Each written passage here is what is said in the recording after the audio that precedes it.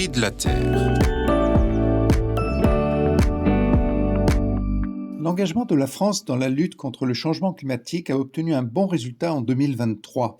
Selon les chiffres estimés du baromètre du CITEPA, les émissions de CO2 ont baissé de 4,8% par rapport à 2022. Cette baisse est plus forte que celle de 2022 qui était de 2,7%.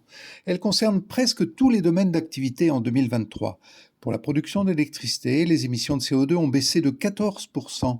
Cela tient surtout à une hausse du volume de la production nucléaire, mais aussi dans une moindre mesure des productions hydrauliques, éoliennes et solaires. Dans le secteur résidentiel et tertiaire, les émissions ont baissé de 6%. Cela provient de la poursuite d'un comportement de sobriété des ménages et des entreprises, sans doute favorisé par les prix des énergies et par l'inflation. Cela provient aussi de la rénovation thermique des bâtiments. Les émissions de l'industrie poursuivent leur baisse, moins 8% en 2023, mais cela s'explique principalement par des baisses de production industrielle.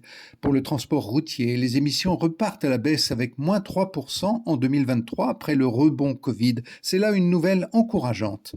Le secteur aérien est le seul à voir ses émissions de gaz à effet de serre augmenter en 2023 de 21% pour la part domestique, y compris l'outre-mer, de 23% pour la part internationale.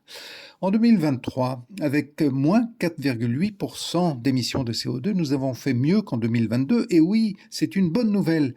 Mais cette performance doit être poursuivie dans les années à venir si nous voulons respecter l'accord de Paris. Plus que jamais, il appartient à chacun de maintenir un véritable combat spirituel pour une vie dans la sobriété, pour se chauffer, pour se déplacer, et aussi d'utiliser des techniques économes en énergie et sans émissions de CO2. On a déjà cité les transports électriques, y compris la voiture électrique, la pompe à chaleur, les réseaux de chaleur décarbonés par la biomasse ou la géothermie. Au moment où il se confirme que l'année 2023 a été l'année la plus chaude dans le monde, proche du maximum à ne pas dépasser, l'urgence climatique est une priorité qui s'impose à tous.